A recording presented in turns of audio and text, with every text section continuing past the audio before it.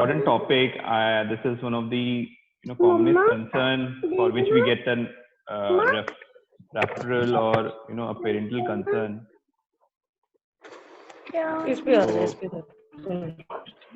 So we are starting. I request you all to please mute yourself so that we can discuss without any disturbance. Please mute yourself. Unmute yourself during question and answer session. And let me know whenever you can't hear me or you are unable to see my slide.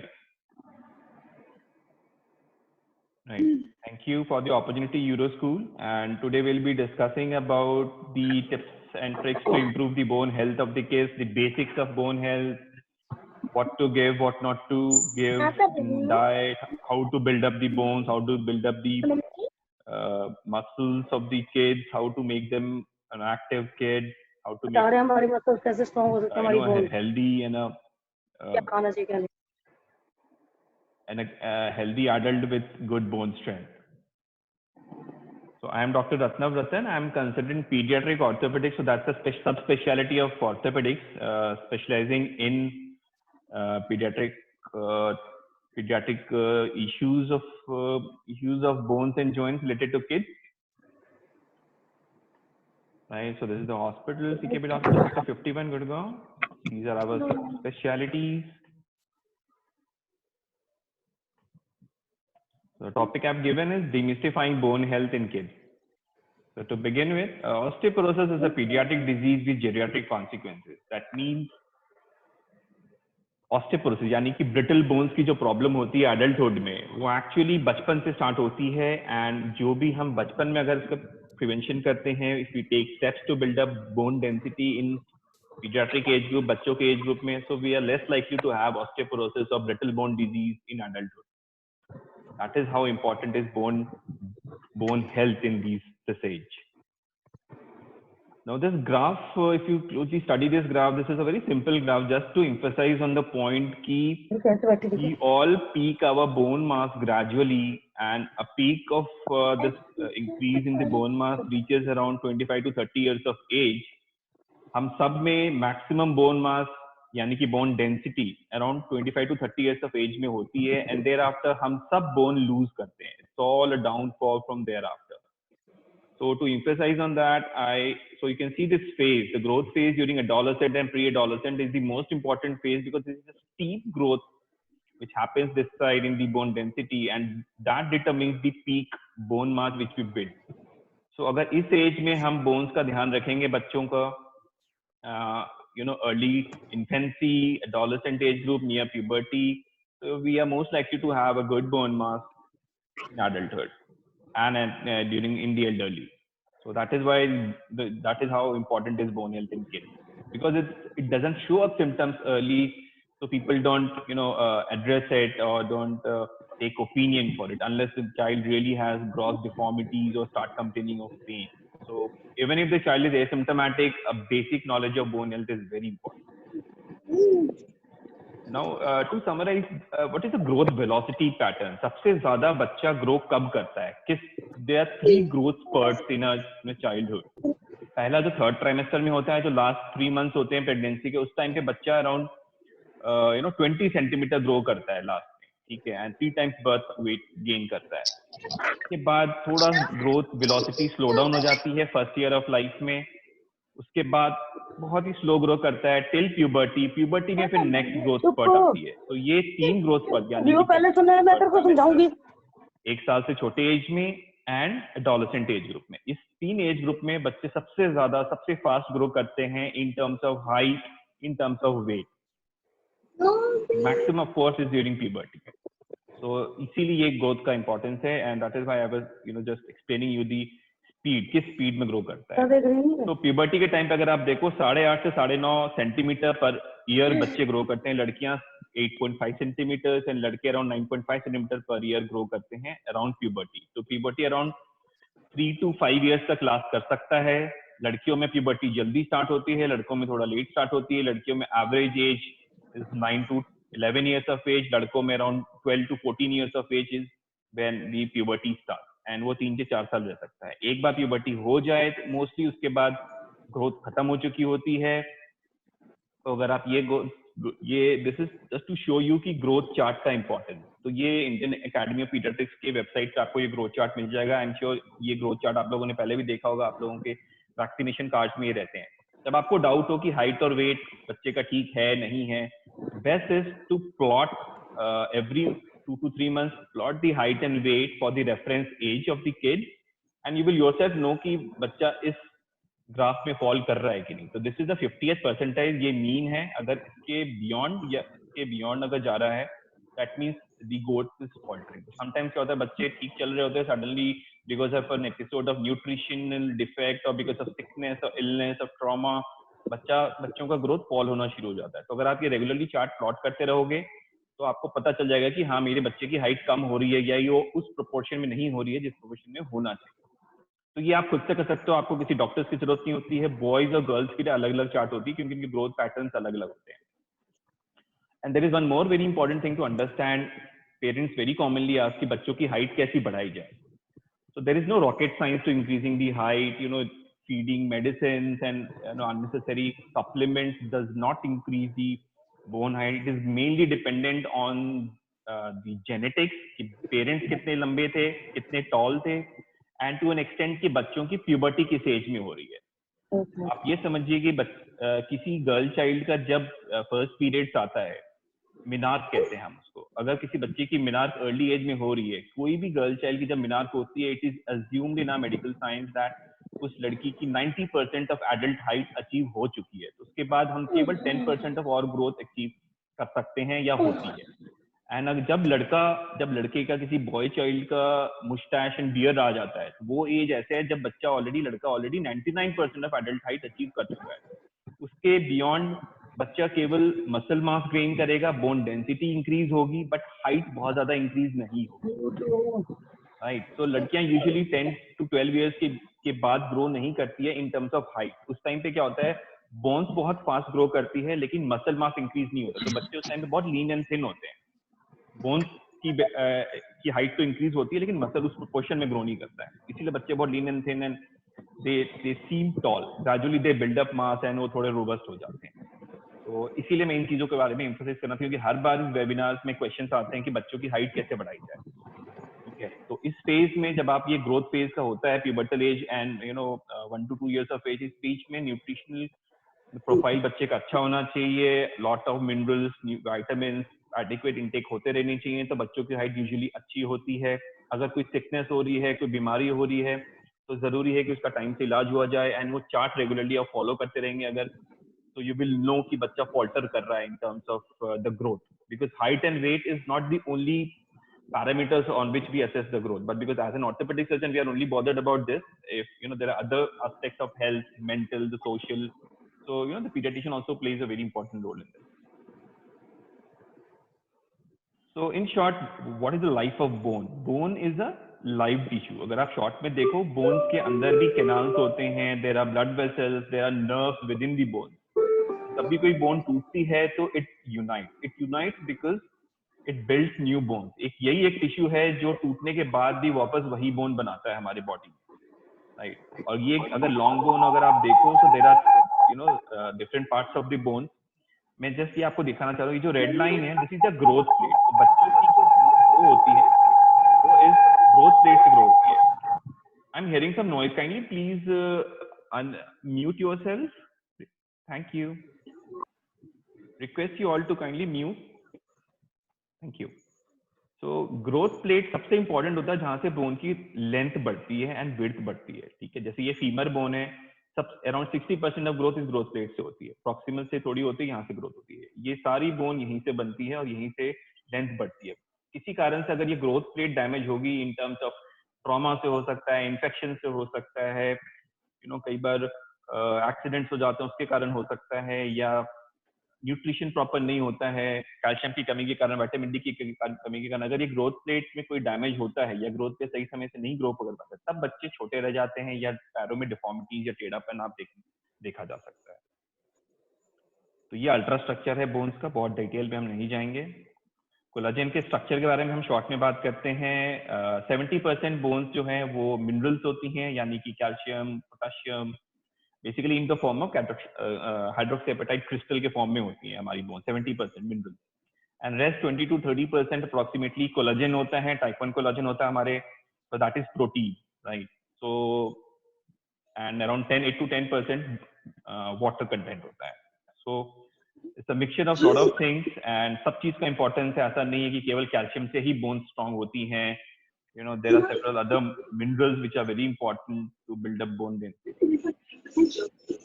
So ये हुआ matrix part. Bones में sales भी होते हैं. अगर आप ध्यान से देखोगे तो कुछ बोन रिजॉर्ब करने वाले सेल्स होते हैं जो कि बोन ईटिंग सेल्स बोलते हैं, कुछ बोन डिपोजिशन सेल्स होते हैं जो कि बोन बनाते हैं. सो इन दोनों के बीच में एक कंटिन्यूअस साइकिल चलता रहता है. अगर बोन रिजॉर्प्शन बहुत ज्यादा होगा तो बोन्स वीक हो जाएंगी, बोन डिपोजिशन ज्यादा होगा तो बोन बहुत मोटी हो जाएगी. तो कंटिन्यूअस बैलेंस इनके बीच में मेंटेन रखना बहुत जरूरी है, सो दैट बोन की स्ट्रेंथ अच्छी रहे, बोन ऑस्टियोपोरोटिक ना हो, फ्रैक्चर्स ना हो. ये bone cycle is continuous, goes lifelong in our body. Now these are the 5 most important steps जो कि आप use कर सकते हो to build bone density in kids.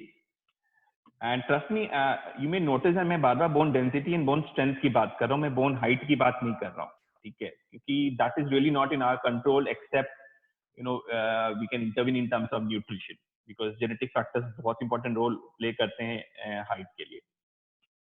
So presence of adequate calcium in the diet, vitamin D through sunlight, proper growth hormone, thyroid, estrogen levels in the body, role of exercises, proper body weight, body mass index, BMI मतलब body mass index, and avoidance of addiction in terms of soft drinks, smoking in the family, and alcohol. So we will quickly go to the calcium, the role of calcium in our body. Apart from the bones and muscles, calcium has also very important role in the nervous system of our body.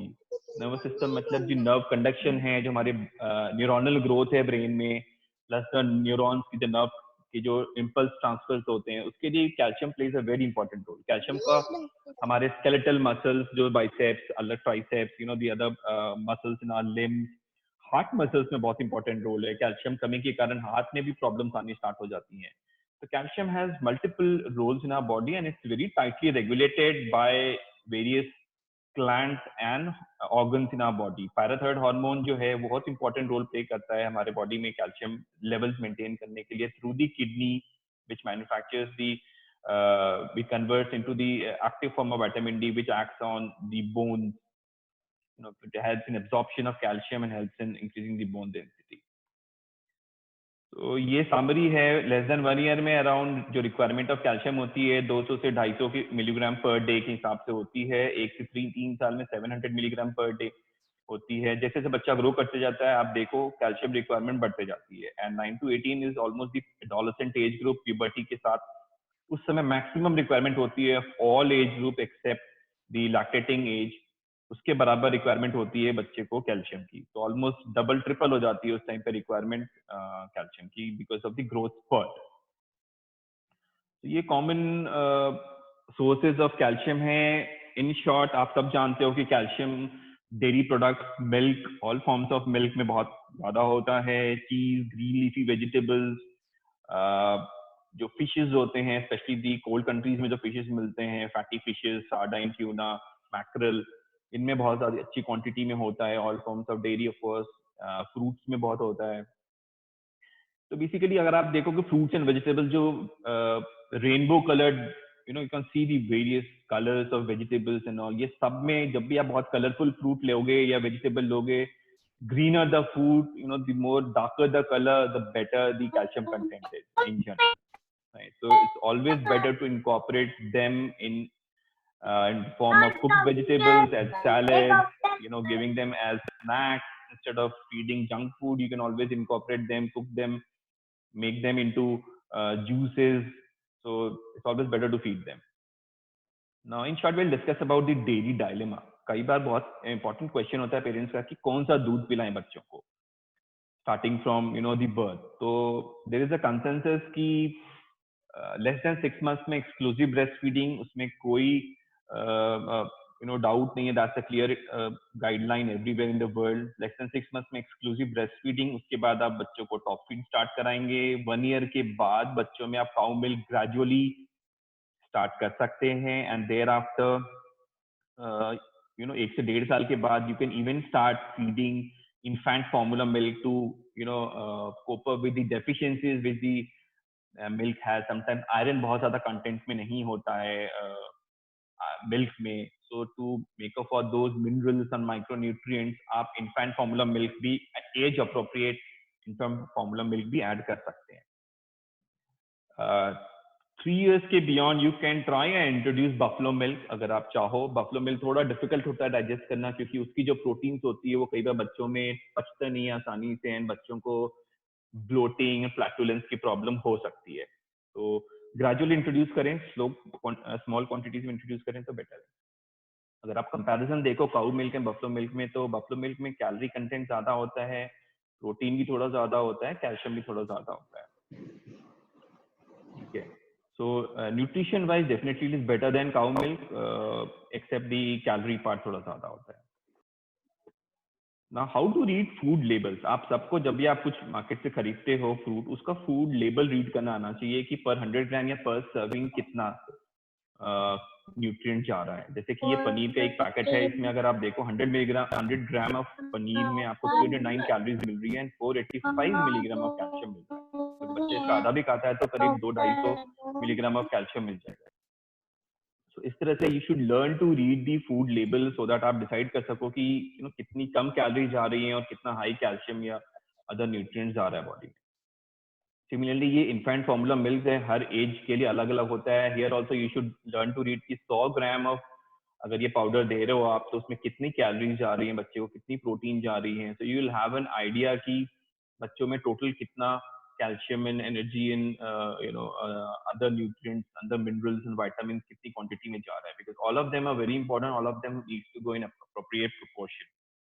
कितनी requirement है ये standard है. You can always find them on website. RDA recommended dietary alliance हर age appropriate child के लिए दिया हुआ है. वो चीज आप ऑनलाइन आपको मिल सकता है इजीली.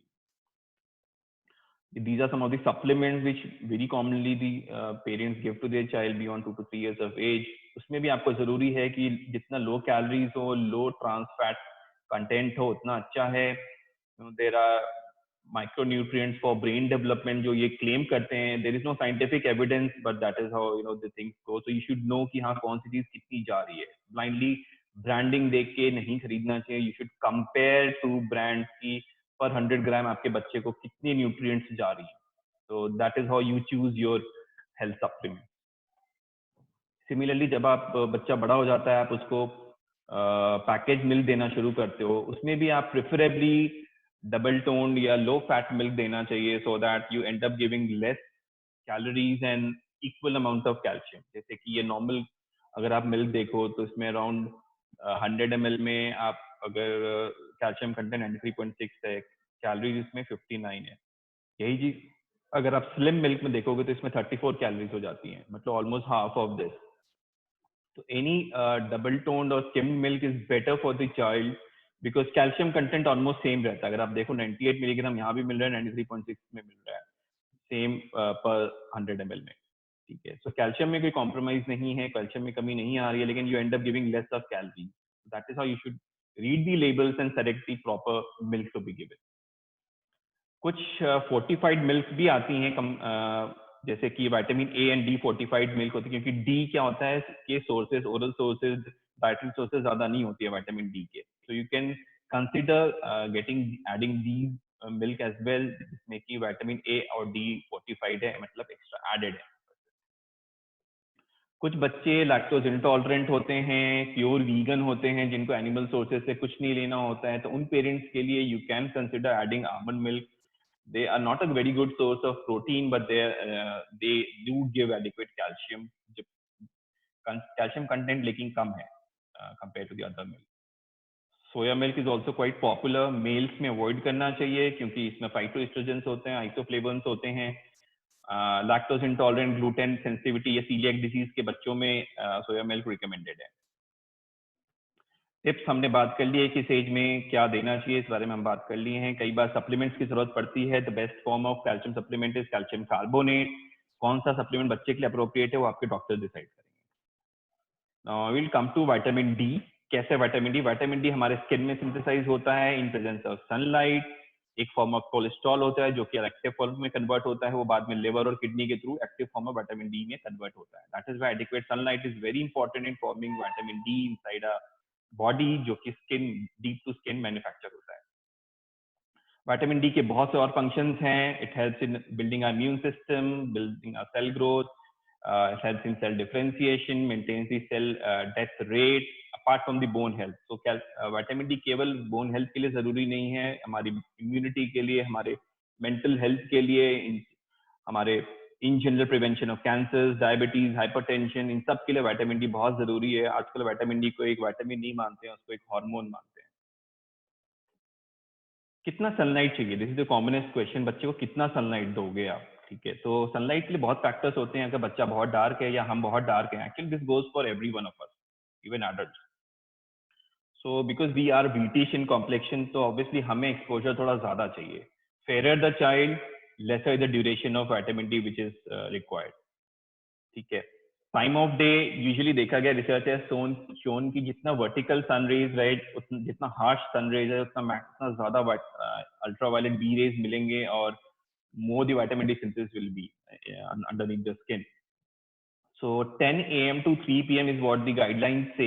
10 बजे सुबह से 3 बजे तक के बीच में अगर आप सनलाइट बच्चे को दे रहे हो, कितना देना है? 10 से 15 मिनट वेस्टर्न कंट्रीज के लिए कहते हैं, क्योंकि हम डार्क हैं तो usually 2 to 3 times of that हो जाता है. अराउंड 20 से 25 मिनट कम से कम बच्चे में होना चाहिए. अगर आप हफ्ते में 2 या 3 दिन भी इतना दे रहे हो बच्चे को, बेयर चेस्ट छोटा बच्चा है, अगर बेयर चेस्ट भी घूम रहा है डायपर पहन के, है ना, so they will make good quantities of vitamin D within their body.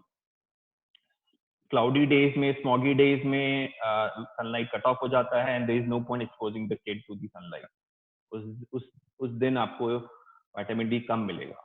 जितनी अर्ली मॉर्निंग या लेट इवनिंग में हमेशा एंगल ऑफ सनलाइट कम हो जाता है, एंड अगर आपका शेडो आपके लेंथ से, आपकी हाइट से ज्यादा हो गया है, that is not a good time to get good vitamin D और make good vitamin D level. अगर बच्चा सनस्क्रीन लगा के घूम रहा है तब भी vitamin D levels vitamin D नहीं बनेंगे, एंड कोल्डेस्ट सीजन में भी विटामिन डी कम बनती है. सो लैटिट्यूड में जैसे जैसे आप इक्वेटर से दूर जाते जाओगे, आपका वाटर अल्ट्रावायलेट रेज कम होते जाएंगी, लेस स्लैंटिंग रेज होते जाएंगे, and colder the country, higher is the chance of vitamin D deficiency. So I think we have spoken about this. 10 to 15 minutes of direct sunlight western countries में, हम अपने countries के लिए at least आधा घंटा मानते हैं. इतना एक्सपोजर होना चाहिए, लेकिन इतना नहीं होना चाहिए कि बच्चे की स्किन लाल हो जाए. रेडनेस नहीं आनी चाहिए स्किन पे, सनबर्न नहीं होने देना है. जैसे ही रेडनेस आपको लगे बच्चे की स्किन पे रेडनेस आ रही है, क्योंकि हर बच्चे की स्किन की सेंसिटिविटी अलग अलग होती है, so that is the time when you should stop exposing to sunlight. जैसे मैंने हेल्थ बेनिफिट्स की बात की, vitamin D has been shown to prevent hypertension in later age, prevent diabetes, prevent against cancers, helps to build the concentration, learning, memory of the child, builds the immunity, prevents recurrent respiratory tract infection, asthma, tuberculosis. Obviously, it helps in the bone health, fracture healing, bone density में तो help करता ही है. So that is how important is vitamin D for us. Prenatal age group में भी देखा गया है, vitamin D levels अगर मदर में अच्छे हैं तो बच्चा हेल्दी रहता है, and there are lesser chances of preeclampsia, preterm birth, and polycystic kidney diseases. ये रिकमेंडेड लेवल्स हैं जो बॉडी में होने चाहिए. 30 to 40 अच्छा लेवल है. 40 के अबव रहने से मसल स्ट्रेंथ भी अच्छी रहती है. 40 नैनोग्राम पर ml. इनटेक की बात अगर करें, लेस देन 1 ईयर के चाइल्ड में अराउंड 400 इंटरनेशनल यूनिट देते हैं, and usually these days all newborns are fed with vitamin D supplements by the paediatrician. हर एज में ग्रेजुअली ये बढ़ता जाता है requirement. Now, there are fewer sources of vitamin D which are there. Fatty fishes, salmon, mackerel, tuna, ये सारी चीजें इनमें बहुत ज्यादा है. cod liver oil जो फिश ऑयल्स होती हैं उनमें बहुत हाई कंटेंट रहता है विटामिन डी का. मशरूम्स, एग, पनीर, चीज, इनमें भी मिनिस्क्यूल क्वांटिटीज रहता है. Not much, but yes, they do give some amount of vitamin D. So it's better to incorporate these in your diet as per your liking and your beliefs. So there are some risk populations जिनमें की vitamin D deficiencies हो सकती हैं. जब हमने बात की cold countries में रहने वाले लोग, जिन बच्चों की ब्रेस्ट फीडिंग बहुत लंबे समय तक चली है, बच्चा अगर बहुत ओबीज है या बच्चा नहीं खाता है, बहुत ही दुबला पतला है, तब भी विटामिन डी डेफिशिएंसी हो सकती है. कई बार कुछ हार्मोनल प्रॉब्लम के कारण प्यूबर्टी या तो बहुत डिले हो जाती है या बहुत जल्दी हो जाती है, जिसको कि प्रिकॉशियस प्यूबर्टी कहते हैं। पीरियड्स बहुत जल्दी आ जाते हैं लड़कियों में या बच्चों में। लड़के में सडनली बहुत ज्यादा हाइट ग्रो हो जाती है। अगर बच्चा बहुत फास्ट रैपिड height gain किया within 1 year and that is not commensurate to the age of the child, then you should get them investigated for a precocious puberty. So ये सारे risk factors होते हैं। डाइट में अगर problem हो, बच्चा tolerate ही ना कर पाए, फैट मैल अब्जॉर्प्शन हो रही है, coeliac disease, lactose intolerance, milk allergies, अगर बच्चा मिल्क प्रोडक्ट ले ही नहीं पा रहा है, तो all these kids are at risk for vitamin D deficiency. तो उसके अप्रोप्रिएट न्यूट्रिशन से एंड सप्लीमेंट से we can make up for the risk.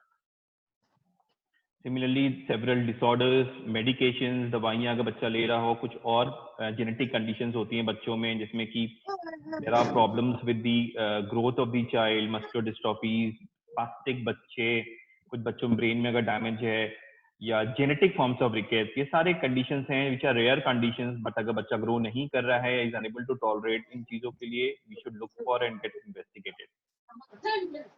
Vitamin D deficiency पता कैसे चलता है? अगर हम बच्चों में बोलेग देख रहे हैं, या नॉक नीज देख रहे हैं, या फ्रैक्चर्स रिकरेंट देख रहे हैं, या बोन पेन, जॉइंट पेन बच्चा बता रहा है, ये सारी साइंस हो सकते हैं विटामिन डी डेफिशिएंसी के। बच्चे में थकावट बहुत जल्दी हो जा रही है, बच्चा खेल नहीं पा रहा है, दौड़ने के लिए मना कर रहा है, या जितना वो भागता था उतना नहीं भाग रहा है, हड्डियां टाइम से नहीं जुड़ रही हैं, या बार बार फ्रैक्चर हो रहे हैं, ग्रोथ डिले है, हाइट इंक्रीज नहीं हो रहा है, देयर आर चांसेस कि बच्चों में विटामिन डी डेफिशिएंसी हो, and you should get them investigated.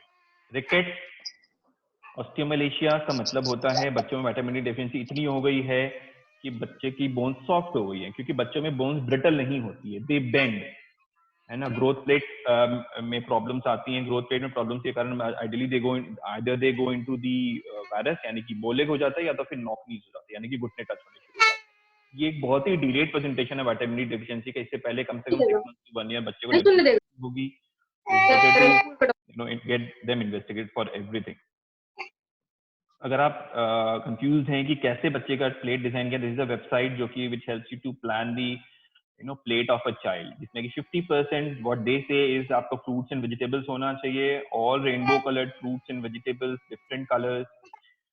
1/4 आपकी ग्रेन्स होने चाहिए, होल व्हीट ग्रेन्स और different proteins, milk protein, dairy protein, natural vegetable protein and animal protein, and add with that dairy.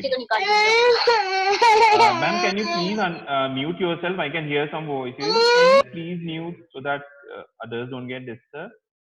Thank you. So there are some disorders जो कि आपके doctors को pickup करनी है. There are reasons जिसमें कि bone mass affect होता है, can lead to early age onset osteoporosis in kids and adolescent age group. Adolescent मतलब teenage group. Around 10 to 18 years का जो एज होता है उसको टीन एज ग्रुप कहते हैं. ठीक है. So there are other disorders which need to be क्योंकि इन बच्चों में ट्रीटमेंट के बिना बच्चों में बोन डेंसिटी फॉल होते रहेगी. अगर बच्चे मेडिसिन ले रहे हैं या कुछ और जेनेटिक प्रॉब्लम्स हैं, all of them they can lead to poor bone mass in adulthood.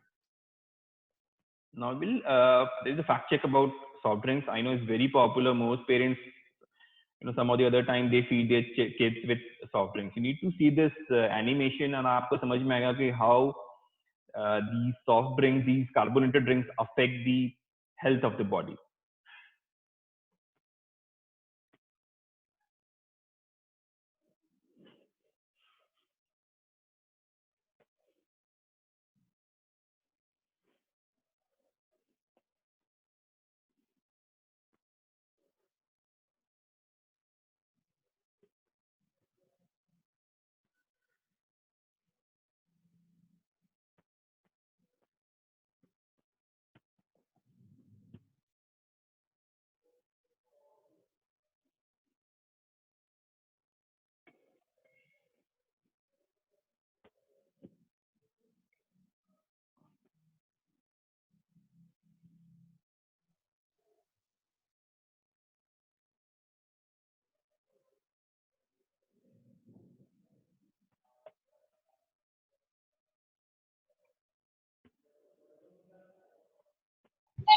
Sir, your voice is not coming.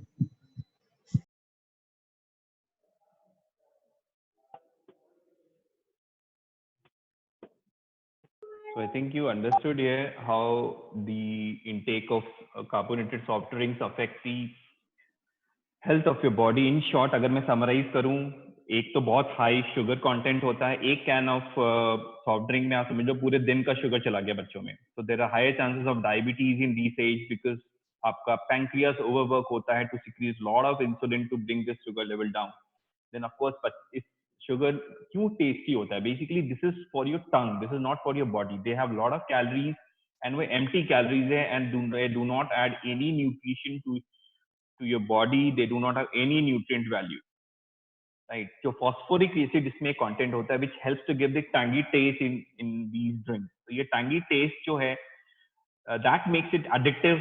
हम सबको वो अच्छा लगता है especially when we are thirsty. But what it does actually is it leaches out calcium क्योंकि calcium जरूरी होता है जब आप बहुत ज़्यादा सोडा लेते हो तो प्रॉब्लम क्या होती है कि ब्लड में एसिडिटी लेवल्स बढ़ जाती है बिकॉज ऑफ फैक्ट्रिक acid phosphoric acid in sodas and calcium levels body में लीच आउट होने शुरू हो जाते हैं बोन्स को उतना कैल्शियम नहीं मिलता है ठीक है once in a while is fine I am not saying that we should never have it सब लोग पीते हैं we all have it but you should know the detrimental effects of carbonated drinks क्या नुकसान ये पहुंचाती है बच्चों में it should not be given to kids specially you know less than 10 to 12 years of बच्चों में तो बिल्कुल नहीं देना चाहिए and most of the parties में आजकल देखा जाता है बच्चों की बर्थडे पार्टीज में कोल्ड ड्रिंक्स रखते हैं लोग which is very harmful for all the kids and जितना हो सके आप इसको नेचुरल ड्रिंक से रिप्लेस करिए जब बच्चा थर्स्टी हो आप उसको कोकोनट वाटर दीजिए उसको मिंट या लाइम ड्रिंक्स दीजिए उसको जलजीरा के ड्रिंक्स बना के दीजिए आम पन्ना जूस बना के दे सकते हो तो these are you know supplements which are healthy which are you know which give good nutrition as well and good to taste as well. So, किन बच्चों में bone density के लिए this is the guidelines of US Endocrine Society all healthy infants and toddlers breastfeeding जिनमें बहुत लंबे समय तक चली है या जिन बच्चों में रिस्क फैक्टर्स है इनमें हम कुछ रेगुलर टेस्ट कराने जरूरी हैं जो कि एक्सरेज एंड कुछ ब्लड टेस्ट होते हैं. What is the role of exercise? Now exercises play a very important role in building up the bone density in kids. There are various types of exercises. There are some exercises which only requires a lot of muscle strength, जैसे कि swimming, cycling, dumbbell, push-ups, yoga. इसमें usually बच्चा jump नहीं करता है, run नहीं करता है, तो bones पे ज़्यादा load नहीं पड़ता है. So there are few exercises like running, jumping, skipping, ball games as in football, basketball जिसमें कि बच्चे को बहुत रन एंड जंप करने की जरूरत होती है. तो दीज हाई इम्पैक्ट एक्टिविटीज जो विगरस एक्सरसाइजेज होते हैं इनमें देखा गया है कि बच्चे की बोन स्ट्रेंथ ज्यादा बढ़ती है. So there are some light intensity work, so इनसे जस्ट मसल स्ट्रेंथनिंग होती है. There are some moderate intensity exercises just general walking, sliding, cycling, इनसे मॉडरेट इंटेंसिटी बढ़ती है, बोन डेंसिटी बढ़ती है. Vigorous exercises especially ball game, skipping and running, इनसे सबसे ज्यादा बोन डेंसिटी बढ़ती है. Swimming is good for the heart, for the general well-being, because it basically increases the basal metabolic rate and increases the muscle strength. So mostly cardio exercises, swimming. So ये exercises समझना जरूरी है. बच्चों में कम से कम बच्चा 1 घंटा कम से कम 1 to 2 hours फिजिकल एक्टिविटी बच्चों में होनी चाहिए. Ideally vigorous and high intensity exercises. Lockdown में अगर नहीं भी हो पा रहा है, बच्चे इस टाइम पे बाहर नहीं भी जा रहे हैं, जब भी पॉसिबल हो they should engage in exercises, they are jumping, running, even skipping at home. Their dedicated room can be kept at home अगर वो बच्चा बाहर नहीं जा रहा है. Playing in sunlight is the best you can do for the kids. And apart from the bones, the exercises also have very important role. Other benefits are increasing and improving the social skills of the child, maintaining good health and healthy body weight, helps in enhancing the movement and coordination. It contributes to brain development and strengthening the learning ability. And of course, muscle and bone development to karta hai. It improves the bone health of the kids as well. So there are so many other benefits of exercises. It helps to foster a better parent-child relationship, increases the amount of physical activity is very important. And it basically gets incorporated into the lifestyle of the kids. So as adults, when they are independent, when it becomes a habit, they naturally stay active, maintain their weight, have a good bone density, and are otherwise healthy. ठीक है. There are various guidelines. कुछ कहते हैं 1 hour, 2 hour, 3 hours. 1 hour is the minimum. Ideal is 180 minutes or 3 hours of physical activity. The better the the more the kids exercise, the better it is. So make it a habit to incorporate all forms of exercises, extracurricular activities in the child. Encourage them to play with play physical games other than video games, and spend less time on screen with the smartphone, with the TV, with the computer. जब इसकी online classes खत्म हो जाती हैं, make them play games, gate involve with them. Parents के involve होने से बच्चे और ज्यादा इंटरेस्ट लेते हैं गेम्स खेलने में. तो that is how important it is, and that is how you can incorporate these healthy activities in their lifestyle. जैसे मैंने बोला, ये recommendations हैं for the school going in adolescent day. At least 1 hour, ideally 3 hours of physical activity, high intensity. Now बच्चों में आजकल मोटापा बहुत कॉमन हो गया है, देखा जा रहा है. Despite our country being a developing country, so much of malnutrition in our country, but still the affluent society, we do see a lot of childhood obesity. And one of these studies published in Times of India shows that in last 20 years 10 times obese children की मात्रा बढ़ गई है. पहले 11 million थे 1975 में, अभी शायद 125 million से ज्यादा obese kids हो गए हैं. So they have many other health consequences of these kids. They have many bone and joint problems. They can have deformities of the legs, deformities. They can have slipping of the head of the femur. The hip problems हो सकती हैं. These kids also end up with overweight, increase in weight in the adult age. So other health consequences includes diabetes का risk, increased risk of hypertension, obstructive sleep apnea. बच्चे snore करने लगते हैं, बहुत मोटे बच्चे snore करते हैं, उनको नींद proper नहीं आती है. bouts of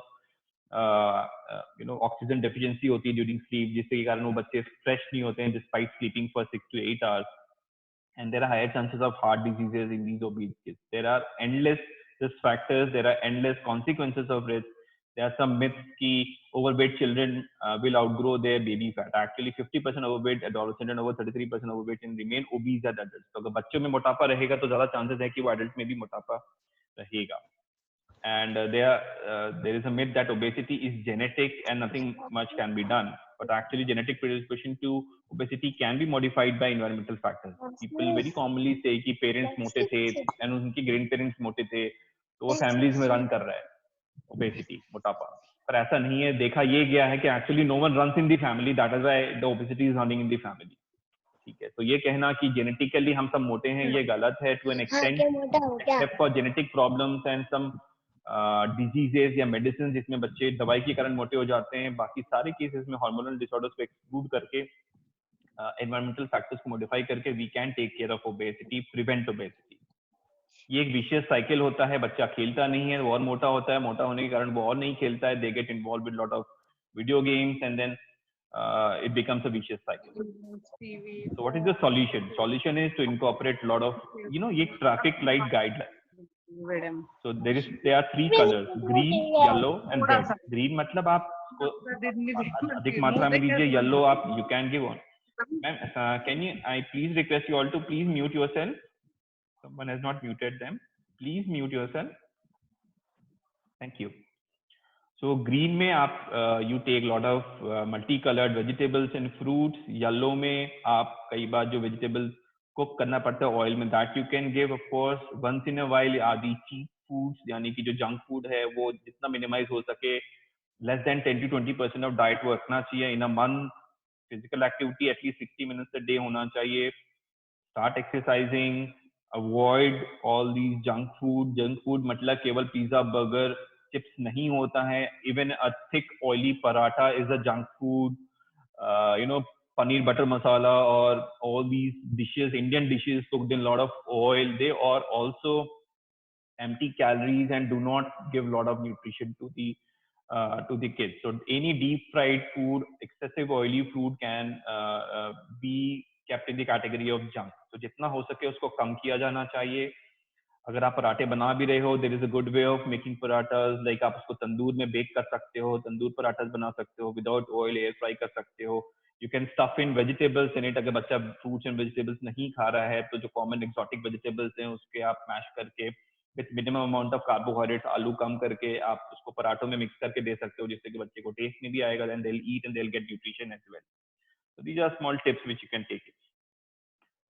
ना बच्चों में स्क्रीन टाइम कम करना बहुत जरूरी है. So there is a mission of digital detox. बच्चों में जितना स्क्रीन टाइम कम करेंगे, parents will become smart, the kids will become smart. Smartphone कम करना चाहिए, आईपैड, लैपटॉप, कंप्यूटर. जब बच्चे का स्क्रीन टाइम ये ऑनलाइन क्लासेस खत्म हो जाती हैं, जितना हो सके इन चीज़ों को अवॉइड करें. बच्चे के रूम में टीवी अवॉइड करें, टीवी नहीं रहना चाहिए. अपने मील टाइम में जरूरी है कि पेरेंट्स टीवी ना देखें, मील टाइम पे बातें करनी चाहिए. Get involve with the kids. Less than 2 years में तो absolutely it is recommended by American Academy of Pediatrics की लेस देन 2 years में there should be no screen time. बच्चों को मोबाइल नहीं देना चाहिए. 2 to 5 years में दे से 1 hour per day, एंड उसके बियॉन्ड जो भी what ever is consistent with the requirements, but should not be more than 2 to 3 hours a day. अभी के टाइम में of course we see that there is lot of screen time and there is no solution, there is no immediate solution till the school regular school start. At least online classes के बाद जरूरी है कि ज्यादा screen time ना हो, social media time कम से कम हो, बच्चों को यूट्यूब वीडियोस की आदत कम से कम डाली जाए. And whenever the child is attending the online classes, maintain a proper distance from the laptop. बच्चे को they should not keep into the screen, जरूरी है. एंड अगर आप स्क्रीन पे अगर एंटी ग्लेयर ग्लासेस लगा दें तो that will help decrease the the effect on the eyes. जो ब्लू रेज आती हैं लैपटॉप से, वो थोड़ा आईज के लिए हेल्दी नहीं होती, उनको वो कट ऑफ करेगा. एंड बच्चों में dry eyes, itching of eyes की संभावना कम हो जाएगी. These are small things which you can do. So we have spoken about this. This is how these are the tips to keep the child away from the screen and basically do a digital detox. कैसे पता चलेगा कि बच्चों में bones की problem है? अगर बच्चों में फटीग हो रहा है, लेथार्जीनेस हो रही है, एक्सरसाइज इंड्योरेंस कम हो रही है, ग्रोथ में आपको लगता है कमी आ रही है, अगर आप वो ग्रोथ चार्ट में प्लॉट कर रहे हो, आपको लगता है ग्रोथ रिटार्डेशन हो रहा है, पैर में टेढ़ापन, या तो पैर अंदर की तरफ या बाहर की तरफ जा रहा है, या बच्चा लंगड़ाना शुरू कर दिया है, रात के टाइम दर्द बता रहा है, जो कि सुबह भी, क्योंकि रात में पेन होना इज समथिंग वेरी नॉर्मल. कुछ चलने में परेशानी हो रही है जो पहले नहीं थी, ये सारी चीजें इंडिकेट करती हैं कि बच्चे में बोन्स की कुछ प्रॉब्लम है. बच्चा अगर बार बार गिर रहा है, या उसकी बोन्स में फ्रैक्चर हो रहा है, या डेंटल इश्यूज हो रहे हैं, दांत उसके समय से नहीं आ रहे परमानेंट दांत, या उसके इनेमल के इश्यूज आ रहे हैं, तो these may be an indication of a nutritional problem और vitamin D deficiency as well. कुछ टेस्ट कराने पड़ सकते हैं हमें, ब्लड टेस्ट होते हैं, एक्सरेज होते हैं, बोन डेंसिटी एस्टिमेशन होता है, जो आपके डॉक्टर्स कराएंगे. रिकेट्स एक फ्लोरिड मैनिफेस्टेशन है विटामिन डी डेफिशिएंसी का, बहुत लंबे समय तक रह जाने के कारण होता है, जिसमें कि बच्चे की चेस्ट वॉल बहुत सॉफ्ट हो जाती है, बो लेग्स हो सकते हैं, बीडिंग ऑफ रेस्ट देखा जाता है, ग्रोथ पैटर्न ऑल्टर हो जाता है, बच्चा थोड़ा वैडलिंग गेट से चल सकता है, उनके घुटने भी टच कर सकते हैं. अगर 2 से 3 साल से छोटा बच्चा है तो यूजुअली बो लेग्स होते हैं. 3 से 4 साल से ऊपर का बच्चा है तो जनरली नॉक नीज देखा जाता है. रिकेट्स किसी भी एज में हो सकता है. It is very common even in very good families, जहाँ पे डाइट की कोई रेस्ट्रिक्शन नहीं है, there is everything available. So it's important to notice the subtle findings. कई बार रिकेट्स बनने से पहले अगर डायग्नोज हो जाए तो better, because ultimately it may affect the rickets में affect the ultimate height of the child. And अगर वो प्यूबर्टी के नियर हो रहा है तो अल्टीमेट हाइट कम हो सकती है बच्चे की. इससे जरूरी है अर्ली आइडेंटिफिकेशन. ये एक रिकेट्स का बच्चा है, 2 years का बच्चा था जब ये आई थी. Active rickets, the child was lethargic, was not walking properly. Treatment के बाद अगर आप देखो, ग्रोथ प्लेट की जो वाइडनिंग है वो कम हो गई है, देयर इज मोर स्क्लेरोसिस, यहाँ पे वाइट लाइन बन गई है. ये शो करता है ये जो ब्रॉडनिंग थी ग्रोथ प्लेट की, ये कम हो गई है. This is healed rickets. लेकिन हमें ये नौबत आनी नहीं देनी है कि बच्चा इस स्टेज में पहुंचे. ठीक है, ये नॉकनीज है, ये बोलेक्स हैं, बच्चा किसी भी तरह से प्रेजेंट कर सकता है, तो जरूरी है अर्ली आइडेंटिफिकेशन. अगर ये 3 तरह के बच्चों को देखोगे, 3 अलग अलग एज ग्रुप के हैं, ये सब गेट्स एबनॉर्मल हैं. इन सब बच्चों में कुछ ना कुछ कमी पाई गई थी टेस्ट में, बच्चे रेफर्ड थे कहीं से. These are not normal deviation from the, this is not a normal gait. ठीक है ना. तो ये नॉर्मल बो लेग्स नहीं है. अगर आप देखो ध्यान से कि एक्यूट बेंड है इनके लेग्स में, इन बच्चों में घुटना टच हो रहा है. तब इन बच्चों के टेस्ट कराए गए तो पाया गया कि इनमें कई सारी डेफिशिएंसीज थी, and he even required surgery.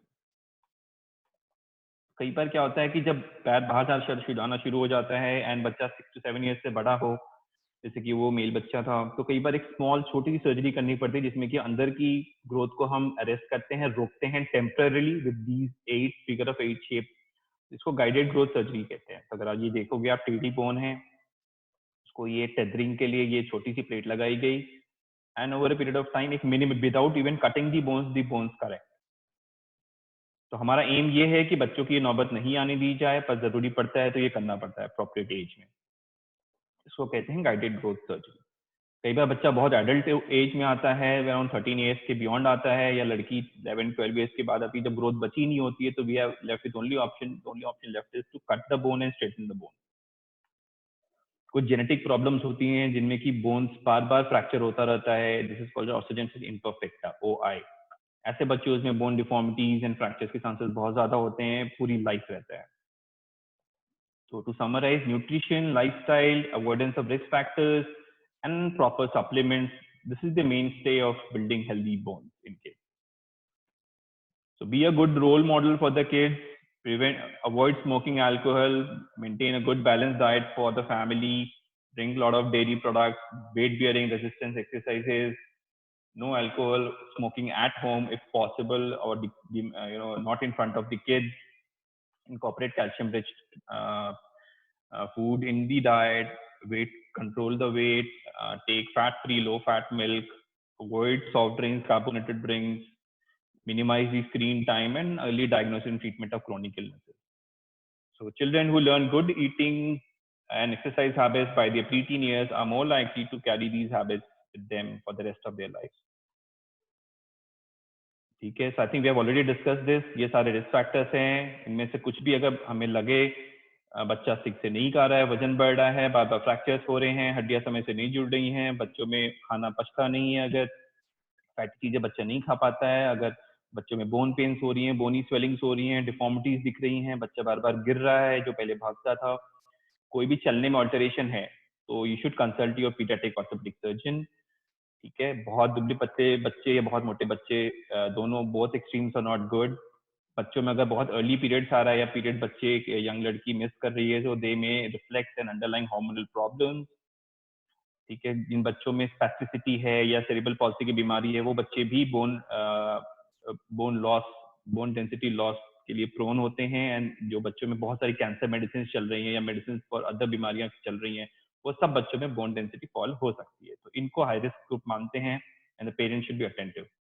Thank you. So I will request you all to ask your questions. Unmute yourself. This is a small 5210 formula. Just a take-home message. 5210 मतलब 5 से ज्यादा fruits and vegetables खाने चाहिए, 2 hours से कम screen time होना चाहिए, 1 hour से ज्यादा physical activity होनी चाहिए, and 0 sugary drinks and junk food. Thank you. Please unmute yourself and ask your queries. Doctor, I have one question. That is there any vitamin D3 or calcium deficiency if kid is not sitting straight and slouching or sitting in a slouching way or drooping? Yes. Uh-huh. I mean, he's sitting in slouching or drooping way. No, it will not be because of vitamin D deficiency, but if the child can otherwise sit erect and sit on a chair with their spine straight, that should not be there. It's just a postural thing. I think the child is just getting used to a particular kind of posture. So it's difficult to relate vitamin D deficiency with any of the symptoms because they may or may not coexist. जरूरी नहीं है कि vitamin D deficient बच्चों में slouching होगी या उसका gait alter हो गई। अगर gait alteration हो रहा है तो वो बहुत advanced deficiency होगी। There will be other problems, बच्चों में फिर attention की problem होगी, they will not concentrate on studies, उनका भागने दौड़ने की जो टाइमिंग है वो कम हो जाएगी, बच्चा बार बार गिरेगा भागते हुए, बाकी बच्चों के जितना नहीं भाग पाएगा या खेल नहीं पाएगा, उतनी स्पोर्ट्स एक्टिविटीज में पार्टिसिपेट नहीं कर पाएगा। So these are certain signs. हाँ, बच्चों में underline these are more common signs, not the ones you said, but yes, you need to keep them under observation as a routine. जब आप अपने टेस्ट करवा रहे हो, फैमिली के टेस्ट करवा रहे हो, तो साल में एक बार अगर बच्चों के भी ब्लड टेस्ट हो जाए, there is nothing wrong। बच्चों में लोग they do not tell you any symptoms, वो केवल आपको subtle signs देंगे। ठीक है, तो जब आप अपने टेस्ट करवाओ तो बच्चों को भी टेस्ट करवा लेना, specially vitamin D levels and calcium levels, alkaline phosphatase levels, serum parathyroid hormone levels, ये चीजें साल में एक बार करवा लेने में कोई नुकसान नहीं है, and these are part of routine investigation. Hello doctor.